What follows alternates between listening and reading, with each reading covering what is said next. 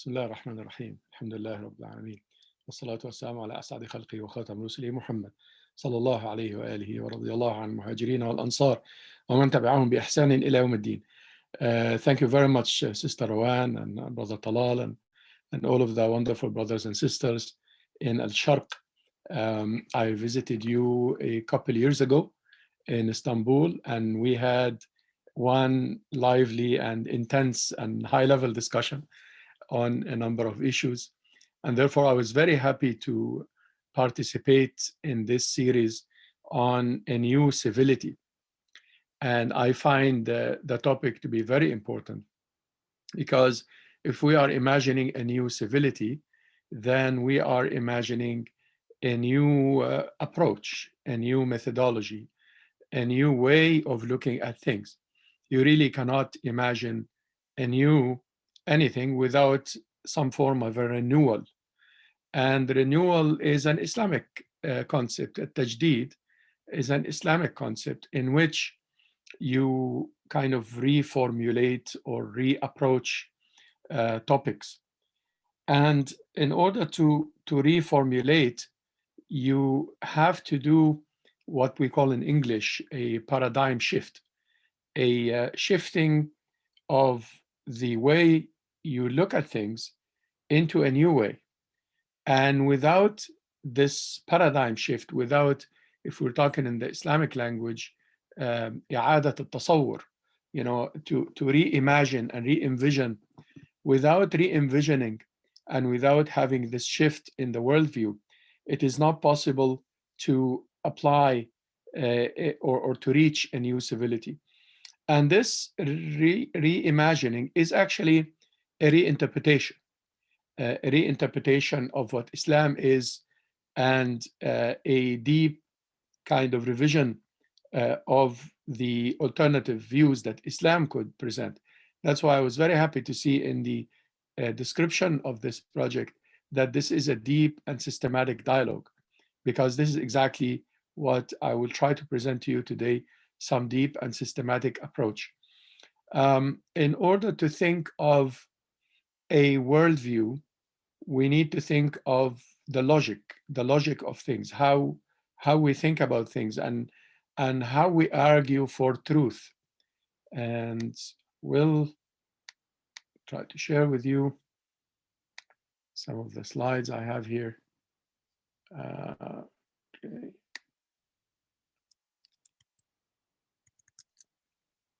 Not sure if you see my screen. It's fine, alhamdulillah. So basically, the title of Islamic Methodology for today is about how to look at a new logic, a new way, a new reference.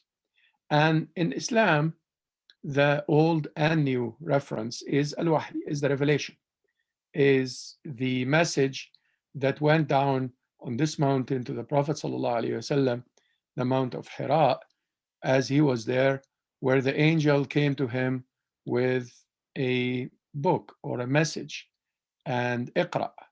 So basically, the entry point here and the reference point is Iqra, is al-wahy, is the revelation. This is not to say that the revelation is the only study that we will do. We will study the universe as well, and life and societies and so on. But the ayat of Allah subhanahu wa ta'ala that composes this wahy should be read through al-wahy. So when you read the Quran, you should read it through the Quran. And when you read the Sunnah, which is a bayan or an illustration of the Quran, you also read it through the Quran. And when you read the universe, you cannot read the universe with a different reference. And that is an important point in the reconstruction that we will talk about. We really cannot have two worldviews. One worldview that is approaching the universe through the wahy, through the revelation, and another worldview that approaches the universe through our own whims, that is not based in the revelation. It doesn't mean that the revelation has every mathematical equation and every theory of physics, but it means that it has the principles that govern every mathematical equation and every theory of physics. And this is going to be the question of how that I will try to answer in this, inshallah, brief lecture. The definition of fiqh as well here is very important, because we define fiqh in a secular way to be the Islamic law or the Islamic jurisprudence, and we define the fuqaha to be the jurists.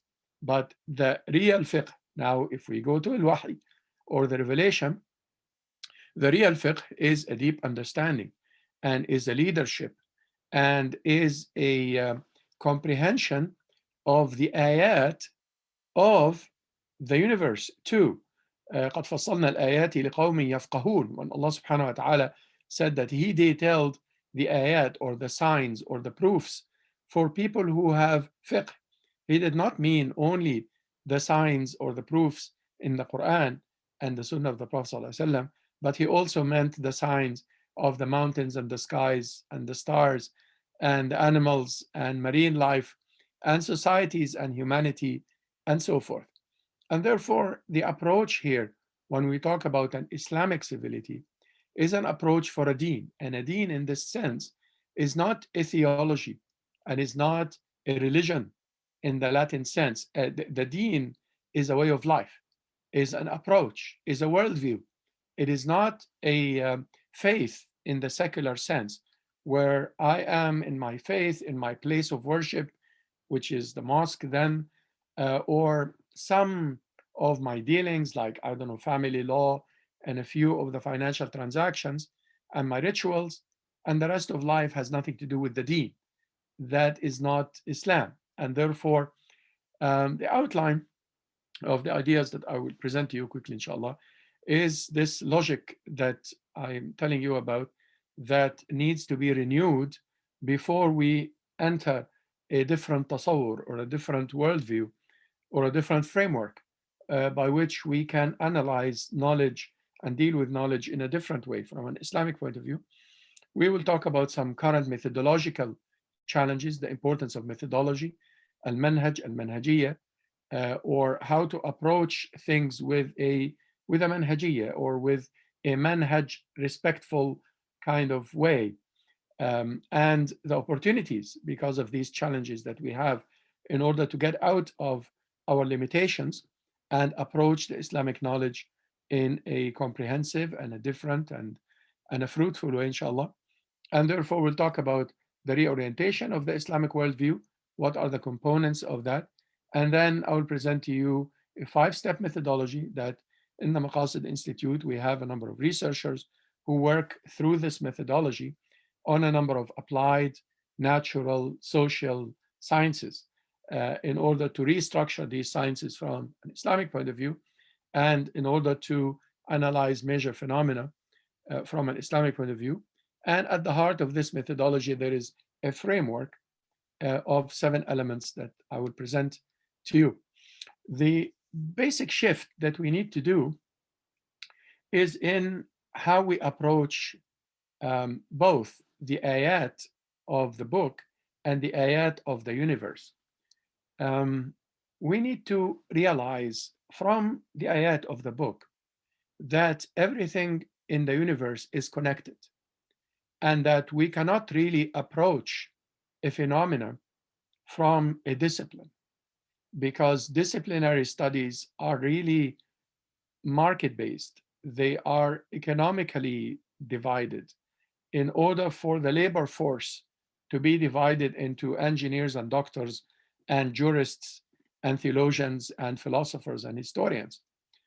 But the study of phenomena and the dealing with a real life, if we are thinking of reimagining the Islamic civility or reimagining life in that sense, we have to realize that everything is connected.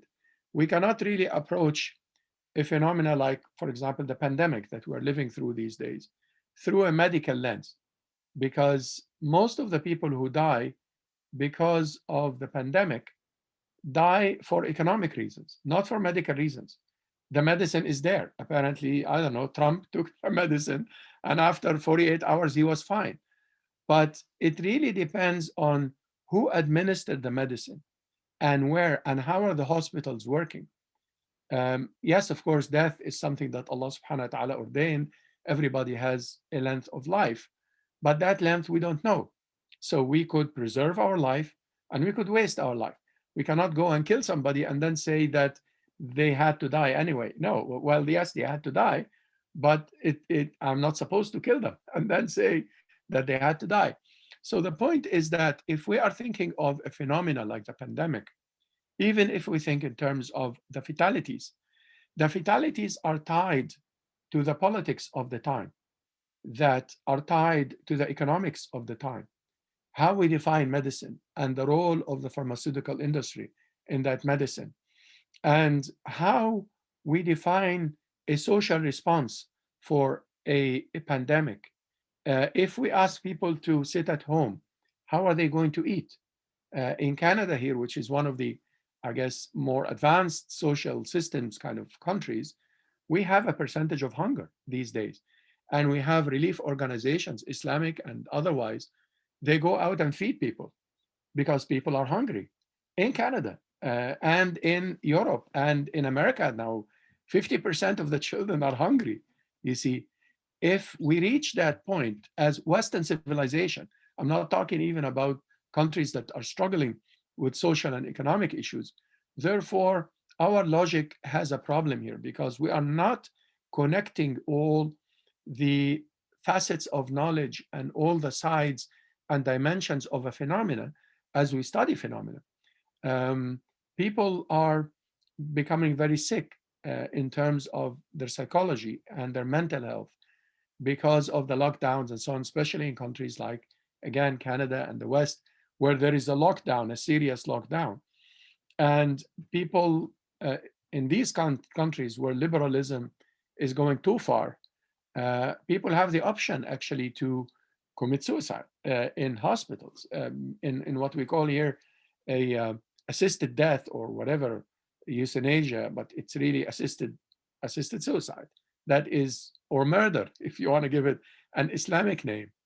And because of that, people go to the hospitals and they have the option to just tick a button and somebody will come and take their life in the hospital. And this is becoming very high because people with disabilities, minorities, like here in Canada, the natives, for example, who are really marginalized in the society, and there is a lot of injustices against them, people who of color, and there is racism problems here, just sometimes choose to end their lives because the medical system allows them to press a button and somebody will come and give them an injection and they die. That is a big problem in dealing with the pandemic. That is not the vaccine, and it's not necessarily whatever pills that they are suggesting. This is a social problem and a problem in the philosophy of the society itself and the philosophy of the state. Being a liberal state and so forth, and having a liberal government, of course, has its advantages, but then liberalism could go too far sometimes and allow people to end their lives, and people are ending their lives by the thousands in Canada, which is a small country. And therefore, it becomes a problem. The logic of webs, we cannot really study the environment only by studying the trees and the plants and the animals, but we should study the industries that are affecting their lives and study how we approach energy. The energy question is a question about forests and oceans and so on, because if we do not apply energy the way we apply, if we do not depend on oil the way we do, therefore we would not have as many problems politically to start with. I mean, speaking to an audience mostly from the Middle East, political problems because of the oil. The oil is becoming a curse rather than a blessing because there's so much attention to that part of the world, despite the fact that it's not doesn't really produce much culture and ideas and institutions, but it produces oil, and therefore there is a lot of attention and a lot of interest in the politics of these countries and so on. Can we change the energy paradigm? Yes, but we have to change the philosophical paradigm first. We have to think in a different framework. Of course, solar energy is a very good step forward, and wind energy and so on. But Earth is full of energies other than the solar and the wind energy. And the solar energy by itself is not exploited enough. Why? Because the market defines how it is used. It has to be profitable. And therefore, we are putting the market interest, which is really the interest of the top tier, the 1%, 10%, if you wish, of humanity, versus the rest of humanity. That thinking about the universe is a thinking at the heart of which there is an economic philosophy and an environmental philosophy and a state philosophy that is not Islamic. And therefore, when we think from an Islamic point of view, we have to realize that Islam should not be defined secularly. Islam has to be defined as a way of life. And I will get into these elements that define an Islamic worldview.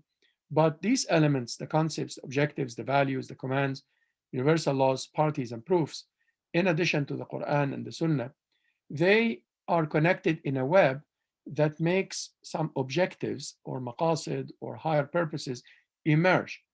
And these objectives are going to be our guides towards a new worldview.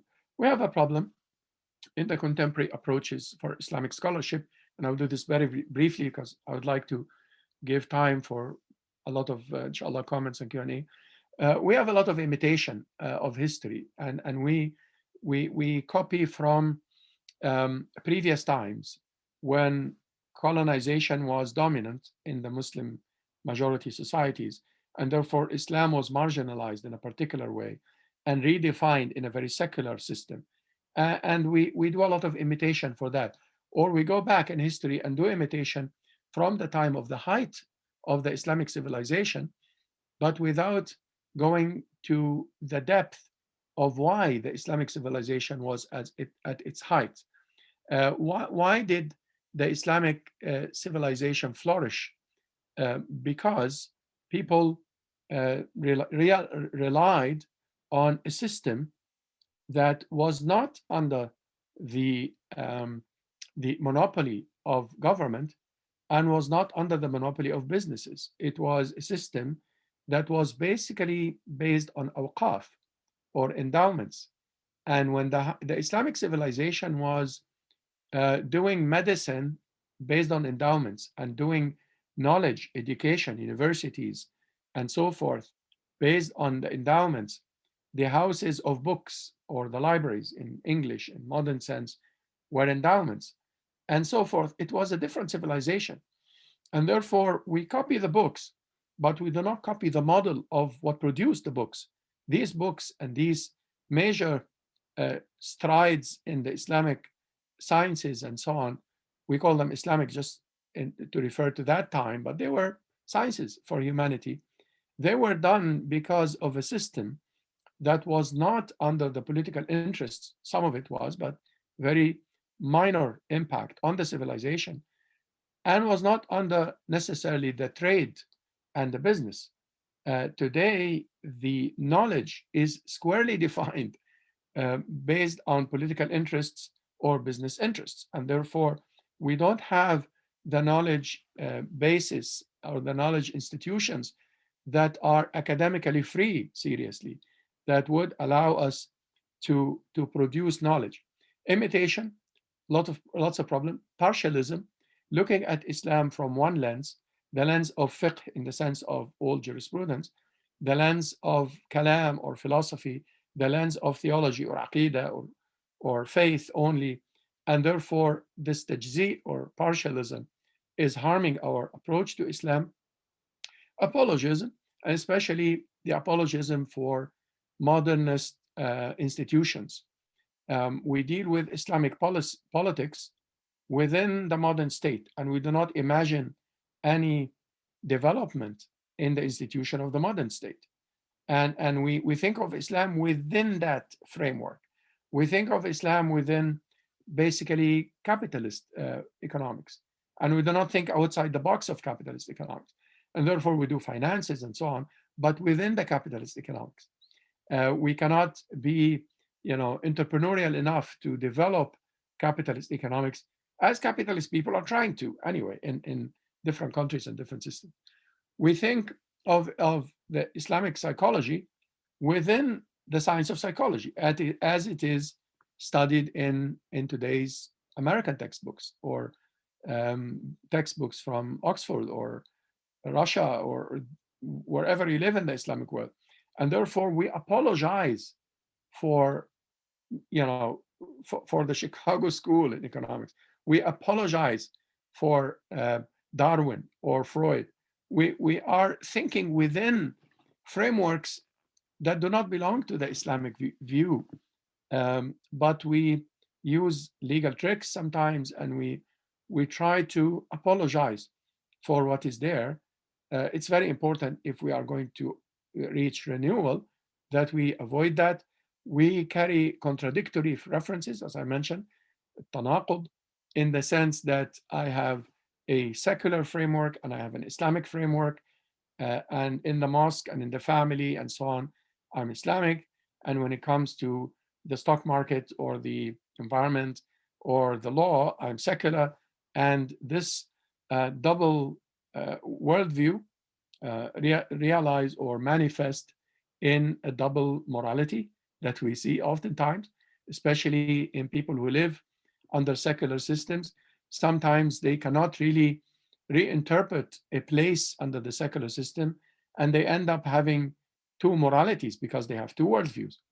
And the deconstruction as well, if I may, could be also a problem in the sense of thinking of Islam without differentiating between the revelation and the interpretation of the revelation.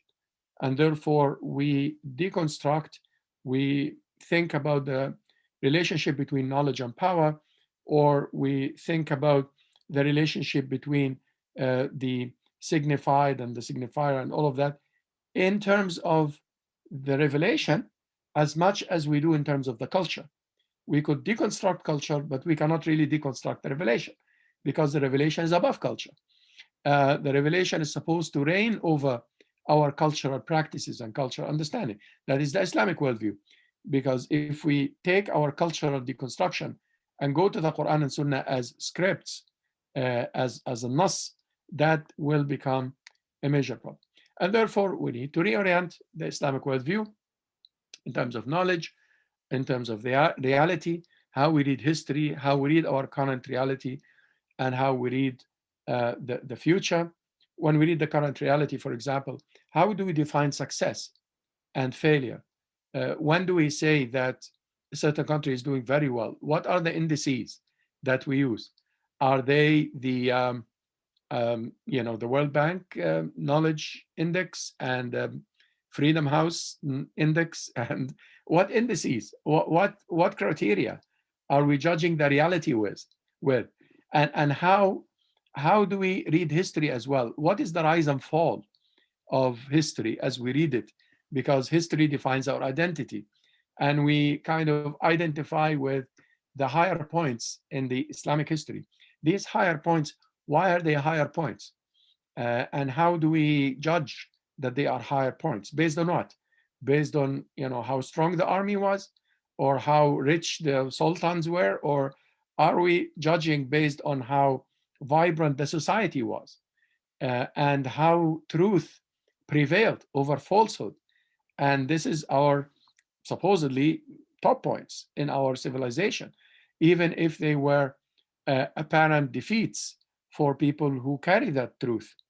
And this is a different way of looking at history and current reality and thinking about the future. And therefore, the scholarship here has a role to apply knowledge to reality, to re-envision knowledge from the depth of the logic of the knowledge to the sources of knowledge, or what they call in the English language, the epistemology of it, to the definitions of things, or the conceptualization, or the tasawurat, or perhaps what philosophers like to call the ontology, in the reality. How can we apply that knowledge to the reality?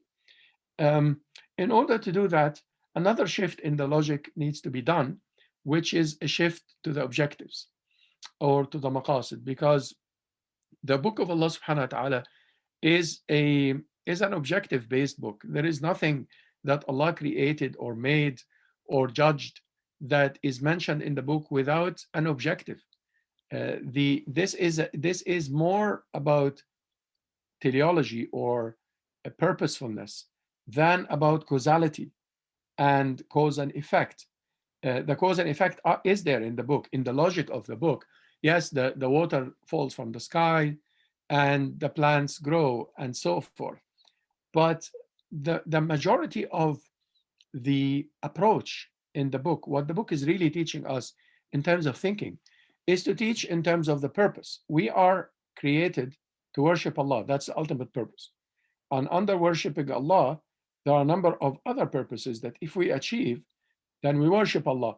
Obviously, the worship is not just the rituals and prayers and fasting and so on, part of it too, but it's not only the worship. Islahul ard, the rectification of earth or reforming earth, that is part of these objectives that if we reach the worship of Allah. How do you rectify earth? By preserving life. ليفسد فيها ويهلك الحرث والنسل. Allah is talking about the corruption on earth by killing animals and plants. And when we preserve animals and plants, then we are not corrupting earth, we are rectifying it. We are doing islah. The islah by connecting the families, salat al-rahim, by being good to your kin and to your relatives and your neighbors and so on. And the cutting or the severing of what Allah ordered us to connect. When you sever what Allah asked you to connect, you are corrupting earth. And therefore, when you avoid that, you are rectifying earth and you are worshiping Allah. There is a whole pyramid, or rather network of objectives that will give us a future orientation. When we think about why, we are thinking about something to be achieved in the future, and a critical orientation, because when we think about why, we start to criticize. You know, why the bank? Why the state? Why the family? Why, you know, why should I be clean, or why should I be healthy? You know, when I ask these questions, the answer of that are going to move me to a higher level of wisdom and thinking in terms of objectives, and will allow me to criticize. Because if a state is supposed to be for the welfare of the people, then if the state defies the welfare of the people and kills the people and destroys the people, then the state is not legitimate, because that's the role. It's the instrument for something. If the economic activity is supposed to be for prosperity of humanity and welfare, and you know, and it's not doing that, then this would be my window to criticize the economic activity that is not going to achieve.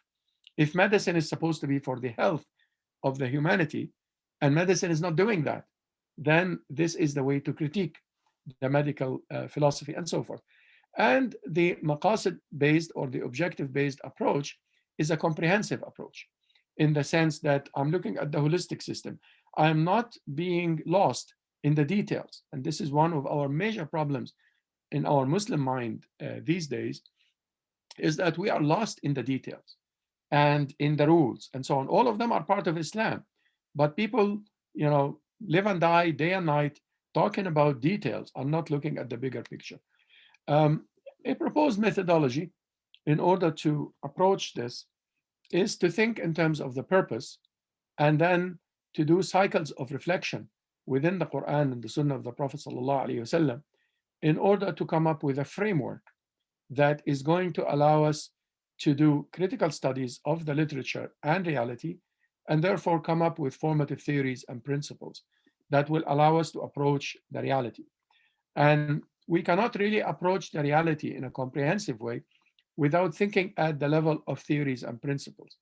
And we cannot borrow theories and principles from sciences that have philosophies contrary to Islam and impose them on the Islamic science or the Islamic knowledge, and therefore come up with Islamic rules or Islamic understandings. It's not, this will be contradictory and apologetic, and will have all sorts of issues.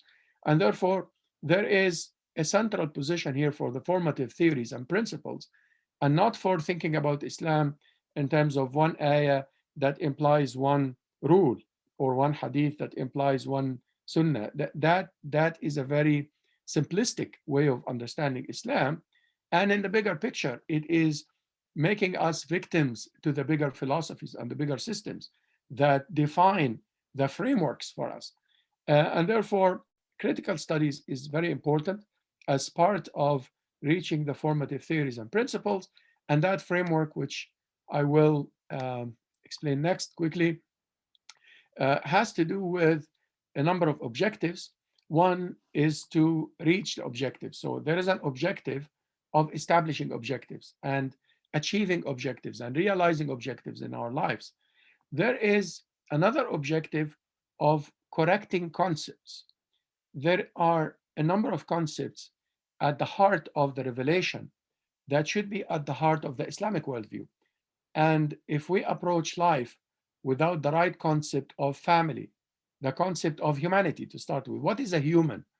You see, human is defined economically in a way different from its definition in psychology, from the definition of anthropology, from the definition in arts, and every science or art is defining humans in a different way. There is a multidimensional and comprehensive and very intricate definition of human in Islam that is very important to be at the heart of these concepts, because we really cannot build an economy based on a definition of human that is all greedy and all knowledgeable and all of that.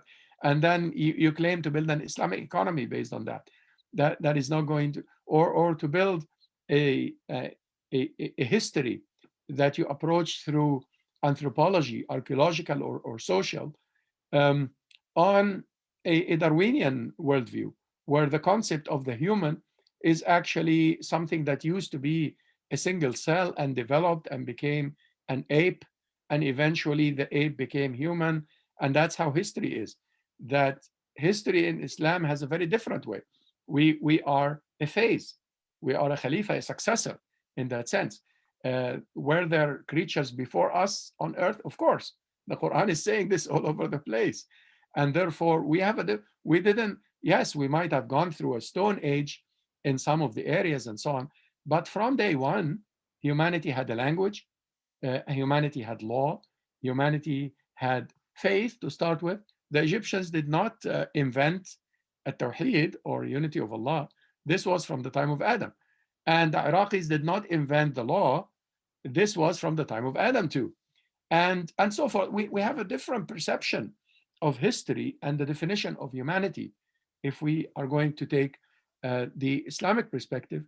The proofs that the Quran is giving us in terms of its logic, in terms of how it defines fallacies, the parties that are tied to these concepts, al-ilm and al-ulama, al-hukm and al-hukam, and so forth, parties are defined according to concepts. The sunan or the universal laws are tied to the objectives and the concepts, the proofs and the parties, the commands, do's and don'ts, that we made Islam all just about the commands. But we really cannot do the commands properly if the commands have no objectives, if they are not tied to their objectives, if they are not tied to the right concepts. I cannot apply the family law on the wrong definition of family in Islam, because yes, the family law has do's and don'ts, but what is the concept of family? What is that? And how, based on the concept of family, how can I understand the laws of family? Not the laws of the family on a family that is corrupt from the Islamic point of view. The values are also very important. The values of beauty, the values of benefit and harm, the values of morality. This is all a web that is going to give us the backbone of the Islamic worldview. And if we work through this, we can read, let's say, Allah subhanahu wa ta'ala through all of these 7 elements. And if we form a picture of Allah subhanahu wa ta'ala through the concepts, the names of Allah subhanahu wa ta'ala, the groups, believers in him, disbelievers, hypocrites, messengers, friends, enemies, and so forth, the sunan, the universal laws, the laws of change, the laws of diversity, the laws of creation, the values of mercy and peace and strength and love and so on. All of this is tied just to analyzing the concept of Allah subhanahu wa ta'ala. The signs in the horizon and in the souls that will lead to him, the commands and the prohibitions and the decrees, advices and so on, and the worshipping of him and the balance and so on. We cannot really think about the family law without thinking of a whole group of concepts and groups and universal laws and values and proofs and commands and so on in order to have a hybrid and complex. We cannot think of medicine without thinking of the human and the sickness and medicine and rights and knowledgeable and knowledge and cure and equity and healing and so forth, all from the Islamic point of view. Otherwise, our thinking of medicine will be very superficial. And therefore, between the two frameworks of the revelation, here, the revelational objectives, concepts, parties, and the human-made objectives, concepts, parties, we can have the thinking of the different sciences, the formation of the different theories and principles.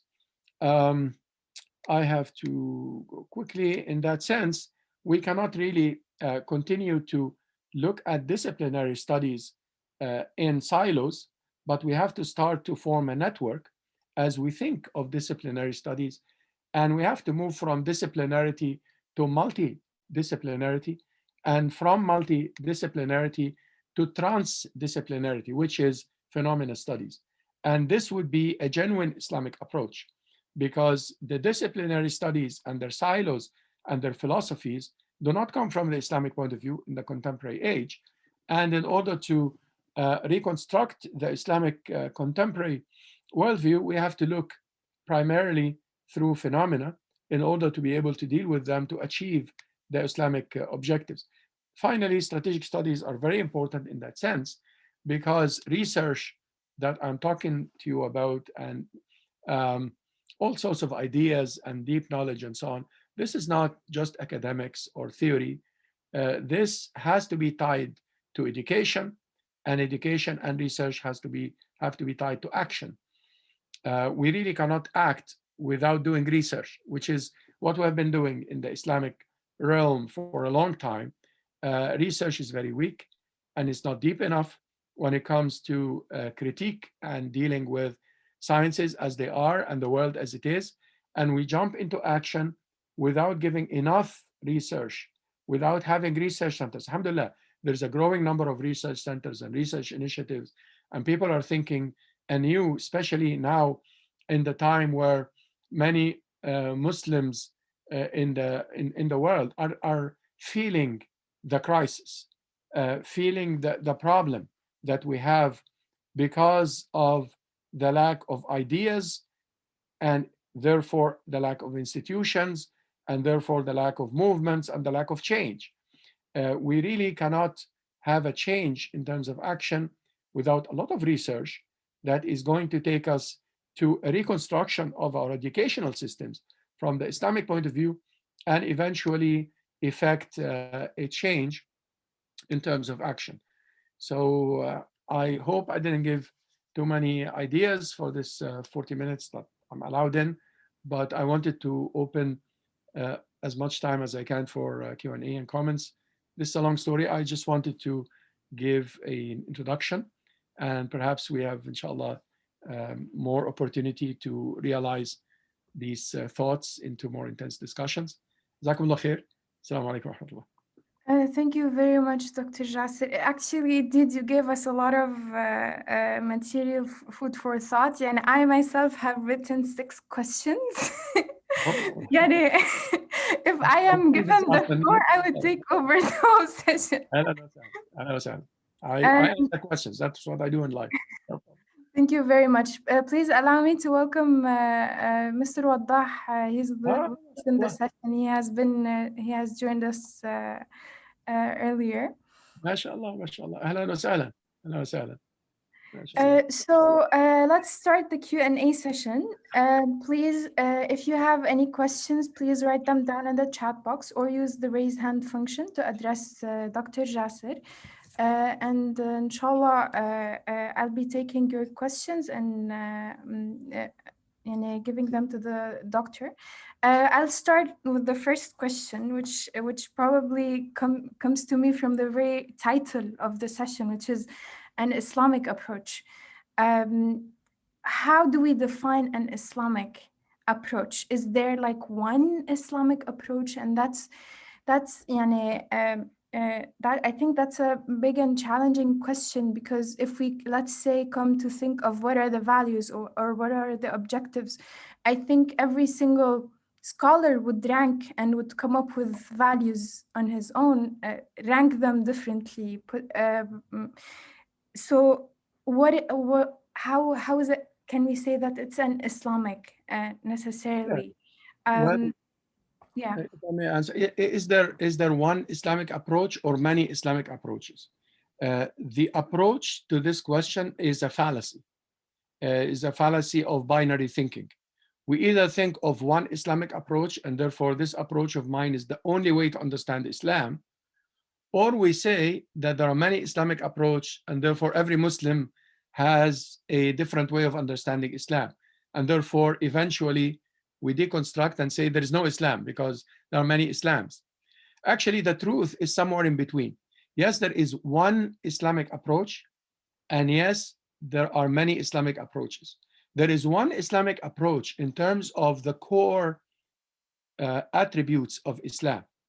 There is no Islamic approach that is not going to be about the oneness of Allah and about the Quran and Sunnah and Muhammad and the messengers, and about how to worship Allah in terms of rituals and so on, in terms of the 5 pillars of Islam, in terms of justice and family, in terms of society and neighborhood, in terms of not doing usury. And yes, but then under usury, we could have a number of interpretations if we agree to the principle that we are going to think of an economy without usury and without monopoly. But we could differ in some of the details. So there is one Islamic approach, but there are a number of interpretations that differ as a spectrum, but not differ in terms of contradiction. Because we think in terms of a logic, as I mentioned in the beginning, that is not a web-based logic, that is still Greek in terms of our thinking, the binary. Greeks spoke everything in binary terms. Read Aristotle's categories or any of that. It's a binary thinking. And that binary thinking dominates the Islamic mind. So yes, there is one Islam, and the Quran and Sunnah are what defines Islam. Yet we could have a number of readings, but these readings do not contradict as much as most people could think, because if they refer to the core of Islam, they are going to be Islamic, and there will be diversity in Islam, which is part of the nature of Islam. I hope this answers the question. Thank you. Until questions start coming in and people warm up to give their questions, I'll just add another question, which is about the methodology to read the Quran. So if we're centering the Quran at the heart of this Islamic approach, but then how do we read the Quran, and Yes. in which ways we derive these values and objectives and proofs? And Exactly. We have a problem in reading the Quran in contemporary times because we tend to read the Quran in a very linguistic way, in the sense of just looking at the language. And when we connect, we don't connect meanings, but we connect the roots of the Arabic words. So we approach al-adl, for example. Adala ya'dulu. Where did Allah say adl? And maybe qist, okay, because it's close to al-adl. And then he said adilu and kunu qawamina bil-qist. But we do not think of al-adl as a meaning that is tied to its objectives. Al-adl as an objective. What are the objectives that will lead to al-adl? Al-adl, as an objective, it's connected to a web of objectives. As a concept, how does the concept of justice affect other concepts of family, of trade, of other concepts? How al-adl and the dhulm and so on, what is the relationship between al-iman or mu'minun, the believers, and al-adilun, and the muqsitun, the people who are just or equitable? What is the relationship between hypocrisy and injustice? The Quran is talking a lot about this. So when somebody is a hypocrite, which we see a lot of in Islam these days, they commit injustices because they come from a point of hypocrisy. When somebody is a corrupter or mufsidun, they commit injustice too. So part of a dhulm or injustice is al-ifsad, or the corruption. And when we think in terms of these elements, and of course deriving these elements is a long story, they started by studying Allah subhanahu wa ta'ala in the revelation. If you study how Allah subhanahu wa ta'ala is from the beginning, Bismillah, the name of Allah, and you study the names, al-asma' dhatu sultan, the names with authority in the revelation, and from the names with authority we go to the concepts and the commands and the values and so on, and you build a framework or a worldview of the universe from the understanding of Allah subhanahu wa ta'ala as he is described in the scripts. So that's how, in summary, you get to this. But once you approach issues in terms of meanings, not just a linguistic approach, and not only a historical approach, and you go to Al-Ghazali and Ibn Taymiyyah and Ibn Khaldun to understand Islam, they are part of the history of Islam, but they are not necessarily equal to Islam, you see. And the other approach is the fiqhi approach, the approach where you ask a jurist about a rule, but the rules are a part of Islam. They are not everything about Islam, you see, and so forth. So when we approach the Quran with the question of how, we have to go beyond the historical, the linguistic, the legal, and all of the other partialistic approaches, and we look at the Quran in a comprehensive way and analyze it in a comprehensive methodology. That's a short answer for the question of how. Thank you. We have a question. So moving from disciplinary to multi-transdisciplinarity, while grounded in an Islamic paradigm, how can Muslims engage with fields that are founded based on an epistemology that is detached from revelation? Well, to approach the fields in terms of critical studies. Every field deserves to be respected in terms of what it does. So without the fields of economics and legal studies and physics and politics, we would not have a lot of the human achievement that we have today. So we acknowledge the disciplines for what they are, but we have to approach the disciplines from an Islamic point of view with critical eyes. We should reconstruct the disciplines in terms of these elements that I talked about. For example, concepts. When we look at the discipline of economics, what is the concept of wealth? How do we define wealth? So far, we define wealth in a capitalist way. We don't define wealth from the Islamic point of view. Or we go to the history, as I mentioned, and we define al-mal and so on as the fuqaha defined it 1,000 years ago. But when we approach the economics from an Islamic point of view, it is not just about the financial transactions, what we call Islamic finance, but we should reconstruct the economic theories from the Islamic point of view by defining wealth, by defining what is the central institution in an Islamic economy. The central institution so far in today's world is the bank. That is at the heart of economics. In the Islamic experience and the Islamic worldview, the central institution is the waqf, is the institutions that are owned by nobody but Allah subhanahu wa ta'ala. And that is a very different economy when the majority of the economic transactions are happening under the awqaf rather than happening under the bunuk or the banks. In fact, the whole institution of banks and money and so on, I'm not an economist, so I cannot really speak about that. I'm just giving highlights. right? What are the basic concepts that define economics? What are the objectives of it? And who are the parties that are defined? And these parties, how compatible they are with the definition of parties from an Islamic point of view. And the Sunan of Allah subhanahu wa ta'ala, how can they apply to the field of economics this way? When we talk about archaeology, how do we define that? Archaeology is defined for those who are interested in a very colonialist way.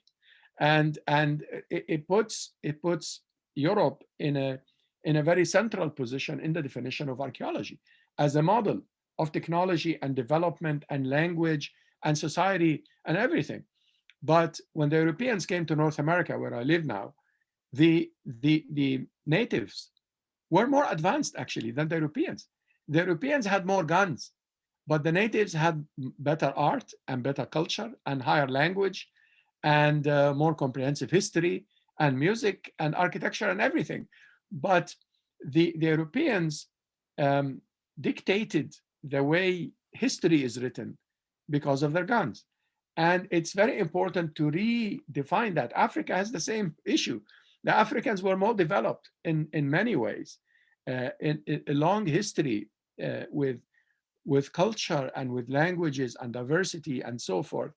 And they lost the battle because of the military means. Military means are important, but they are not equal to civilization. So how do we approach disciplines with a critical eye?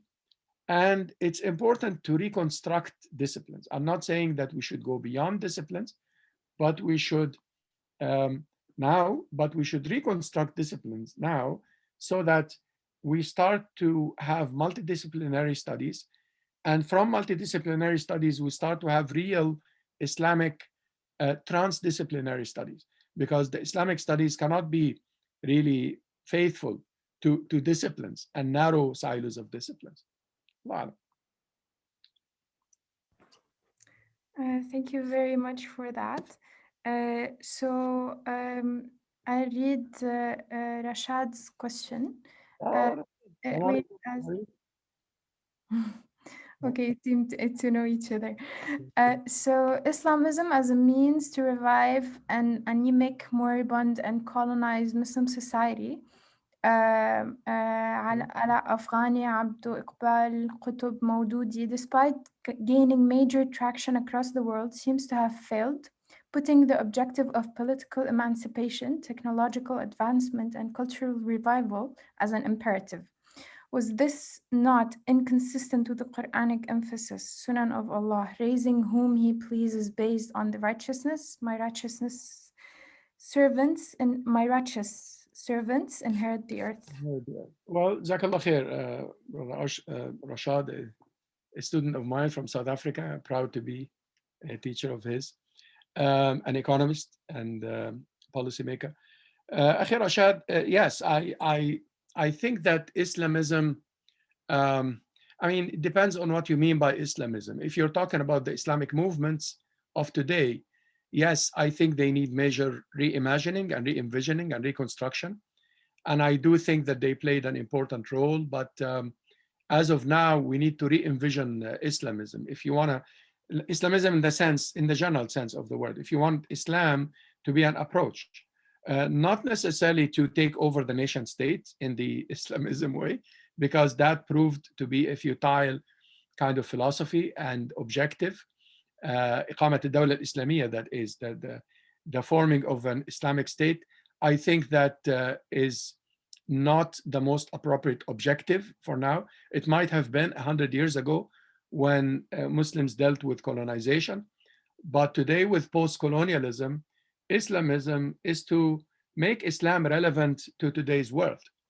And Islam would be relevant to today's world without all of these things that you mentioned, that has to do with taking over a nation state and the issues that we have in the past decades in terms of the Islamic parties and the Islamic movement. So if you want to call it Islamism, or you want to call it post-Islamism, that is also fine. But within Islam, anyway, we're not departing from Islam. In fact, we are trying to go back to Islam in its original vision and see, was Islam about a nation state? No, it wasn't.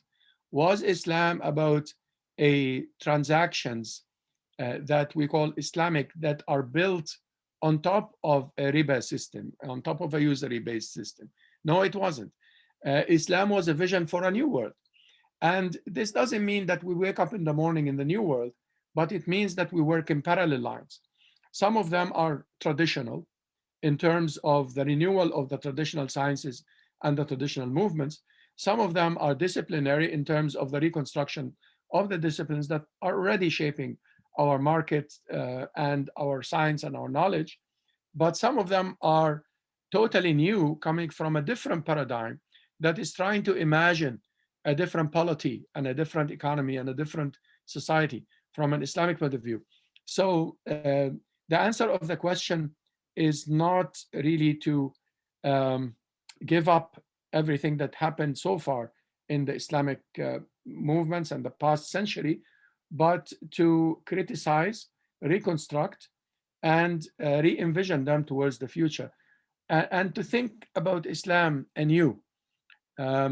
So I hope that this answers the question. It's a long story, but I hope that this gives highlights for this question, inshallah. I feel like it's a question that deserves not only one session on its own, probably many sessions. So we have a question from the Facebook audience. Can the Shaykh demonstrate the 7 elements of Ijtihad al-Maqasidi using consensus and fiqh academies, please?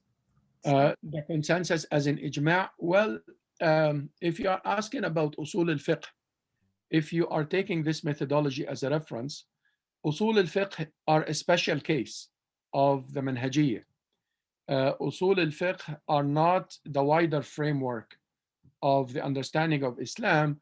Usul al-fiqh are the part of the methodology that deals with the legal side of Islam, the legal side as in the law, as in the legal system, al-qanun yani, or the legal side as in fiqh, as in some of the ahkam that are mostly for the individual and the family.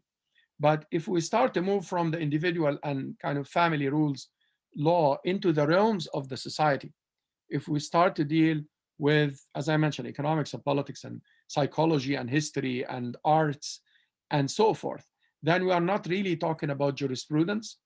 We are talking about the Islamic thought, are talking about the wider circle of Islam. And usul al-fiqh in that sense, if you're talking about analogy and consensus, al-qiyas, wal-ijma', wal-istishab, wal-istihsan, and so on, and all of the tools that are used by the jurists, they would not be sufficient for an Islamic approach to the wider world. And therefore, the tools of usul al-fiqh in that sense are being reconstructed in that manhajiyya that I'm proposing in order to be a special case of dealing with the legal issues rather than being the overwhelming case. To address al-ijma', particularly the consensus, I'm not sure what consensus you mean, or ijma', because in one of my books, the Maqasid Sharia Systems Approach, I counted the 62 definitions of ijma'. So you can see that there is no ijma' or consensus on the definition of ijma' to start with. But if you take the definition in the hadith of the Prophet ﷺ, لا تجتمع أمتي على ضلالة. This is the only reference where we have ijma' in the nas, in the sense, not in the وَاتَّبِعْ غَيْرَ سَبِيلِ الْمُؤْمِنِينَ and all of these like loose arguments.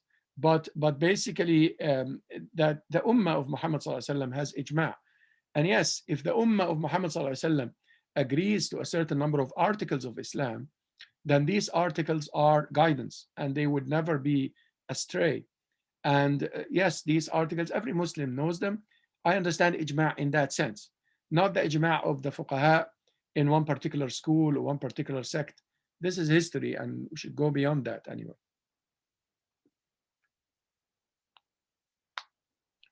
Thank you, Doctor. So we have a question from Ragad. She says, I see common trends that focus in the values and objectives, neglecting all kinds of fiqh rules and the strictness and the sensitivity of the linguistic aspects of the Quranic text. Some do actually deny the Sunnah partially or completely as well. Is that included in the Islamic approach that you defined as one approach that has spectrums in it? Can this reductionism be included in the Islamic approach? If no, how that can be dealt with? Well, my answer is no. The Islamic approach cannot deny the Sunnah of the Prophet ﷺ, because if we refer to the Quran properly, the Quran said, وَمَا أَتَاكُمُ الرَّسُولُ فَخُذُوهُ وَمَا نَهَاكُمْ عَنْهُ فَانْتَهُوا. The Quran is asking us to follow the Sunnah. So people who, in the name of going back to the Quran, deny the Sunnah, they are denying part of the Quran anyway, and that is unacceptable. The linguistic approaches, the linguistic sensitivity, of course, this is part of what we proposed here in this methodology, that we have to be sensitive to the language of the Quran. But what I am saying here, that we cannot just be sensitive to the language of the Quran in terms of the tafsir, and not sensitive to the language of the Quran in terms of applying it to the reality. So if we are dealing with riba, what is riba in the reality that we deal with?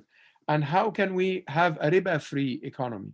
That is part of the thinking about riba, not just thinking about the ayat al-riba, and we go to the mufassirin of the old times who tell us their views of ayat al-riba. We have to have a new kind of tafsir, not saying that they are wrong, of course not, they are our imams and our teachers, but they looked at the Quran and tried to apply it to their times, and we need to look at the Quran and apply it to our times. To ignore the fiqhi rules, and so of course not. The rules I mentioned under the commands, al-awamir, do's and do nots, they are integrative part of Islam. But what I am saying that they are not the only part, because we cannot really do and do not without understanding the concepts, without looking at the objectives, without referring to the Sunnah of the Prophet ﷺ to explain some of the do's and the do nots, and so forth. If you mean by the fiqhi, the historical, you need to revise that, because the fiqh of Islam is not the history of fiqh. There is a difference between al-fiqh and tarikh al-fiqh, or the history of fiqh. And oftentimes when people talk about fiqh today, they talk about the history. They go and copy books from the past. And yes, there is a fixed part of Islam. We are not going to change how we pray or how we fast or how we do Hajj. Obviously not. So yes, we can copy from the past.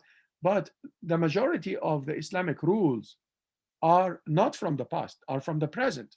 You cannot really seriously deal with contemporary society, contemporary medicine, contemporary economics, contemporary politics from the books of the past. And you go to al-Mawardi to understand how we deal with the state today. No, al-Mawardi doesn't operate within the state of today.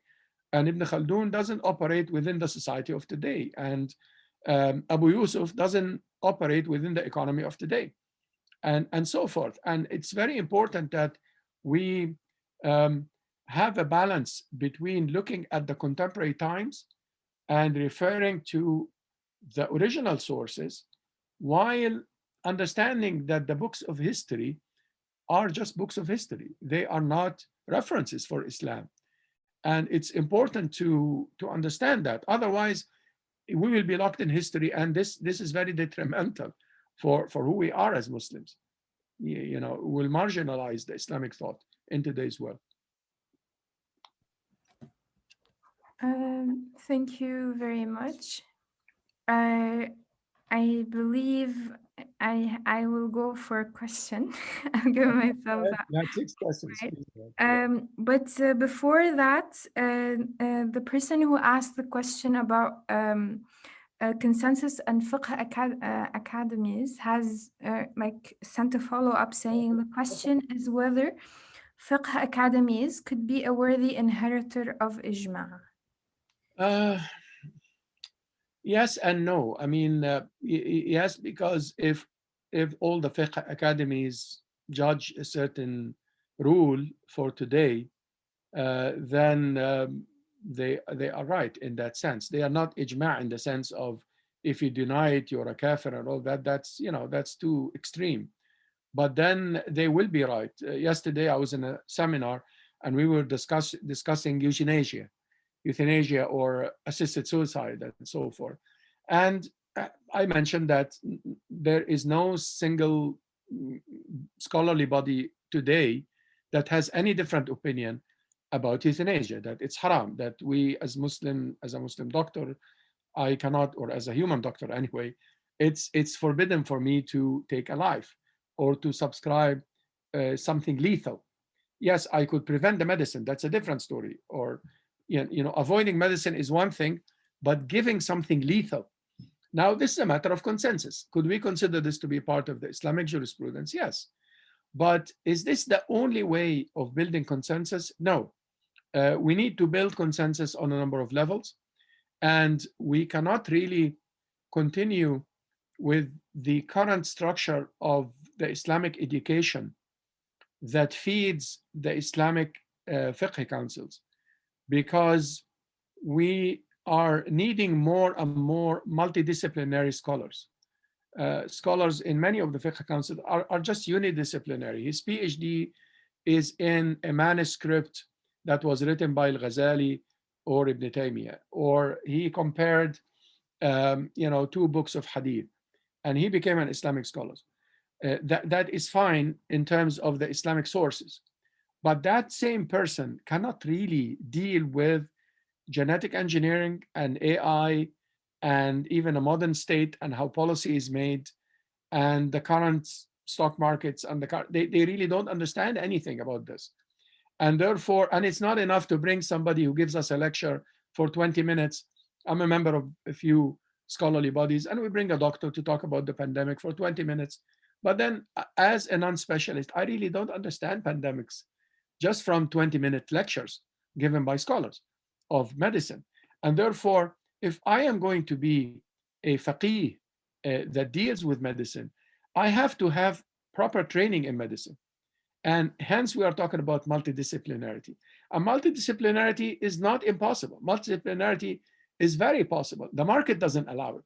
And therefore, we have to have the economics of the education for what we are talking about. But if we have the right economics for this kind of education, yes, we can produce multidisciplinary scholars. It is possible to learn more than one discipline. And the scholars of the past learned more than one discipline. Not all disciplines, but more than one. And if the market is not going to oppress me into one discipline in order to be part of a bigger machine, and the market is going to allow me to be multidisciplinary, then I will be a better faqih.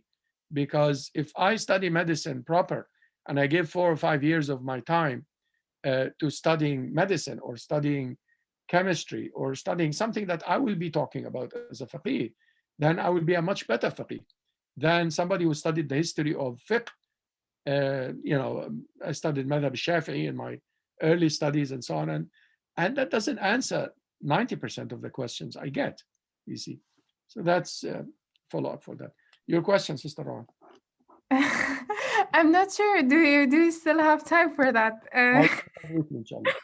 Well, with every idea that you introduce, I have more questions that come to my mind. So, session some other time, inshallah. Inshallah.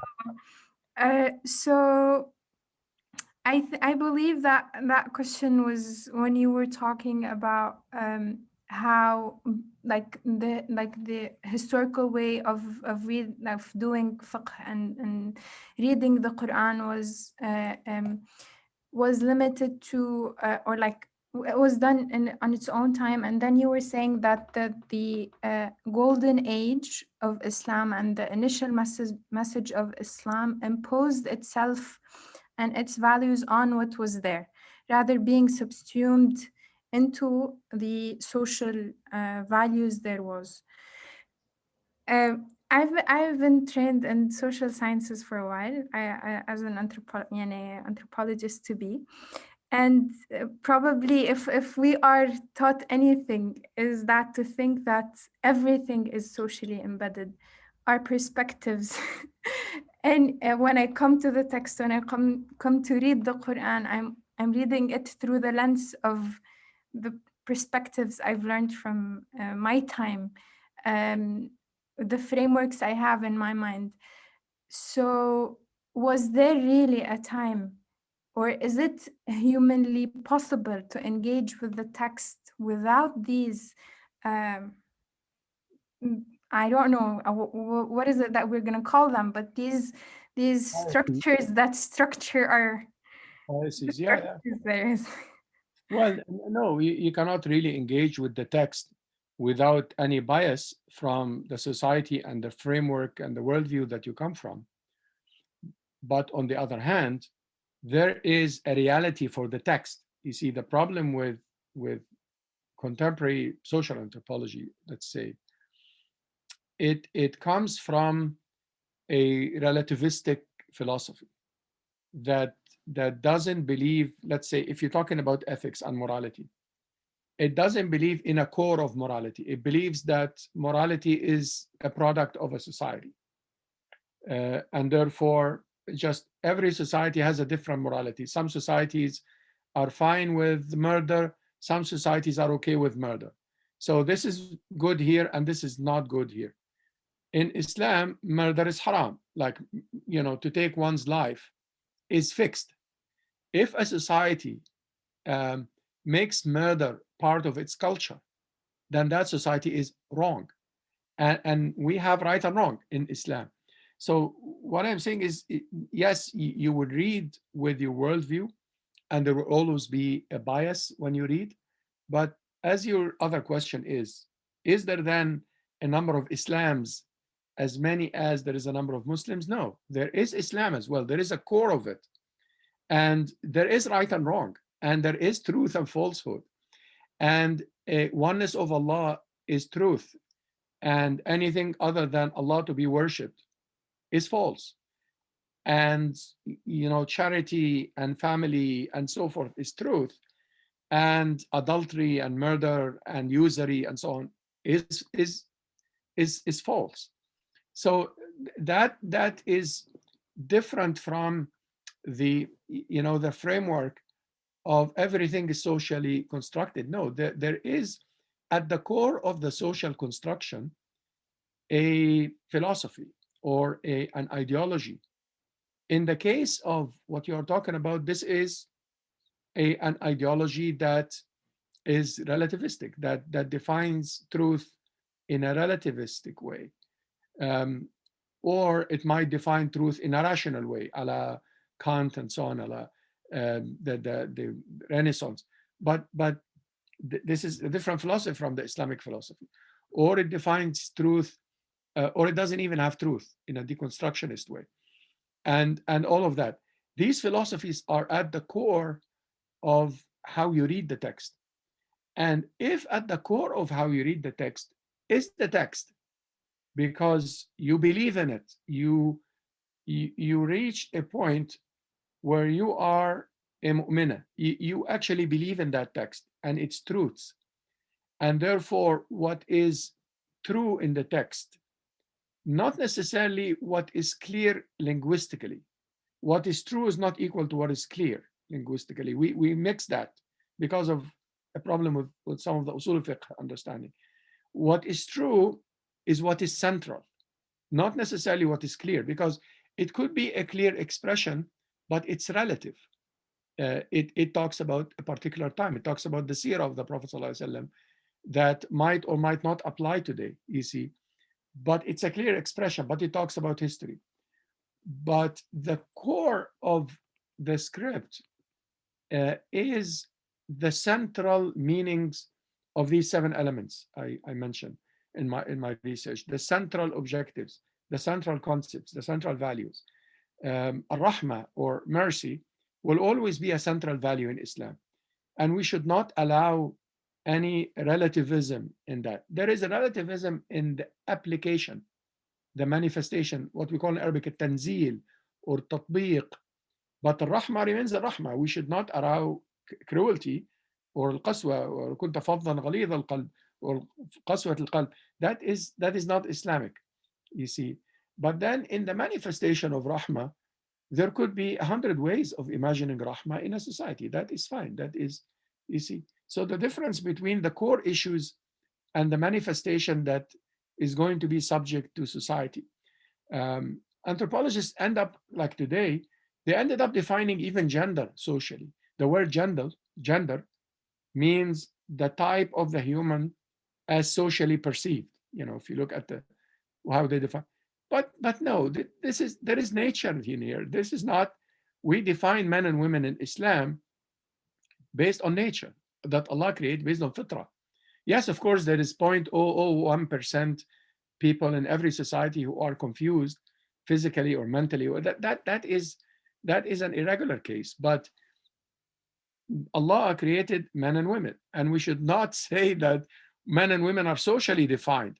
No, they are naturally defined. They are, but nature is a very loaded word in the English language. I'm aware of that. But if we talk in Arabic, if you talk in Quranic, they are defined by fitrah, not by nature, by fitrah, by God-given structure and God-given psychology and God-given physics.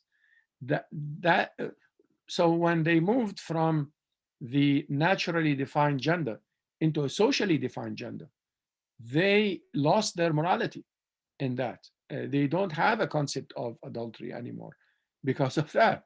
And that is not Islamic.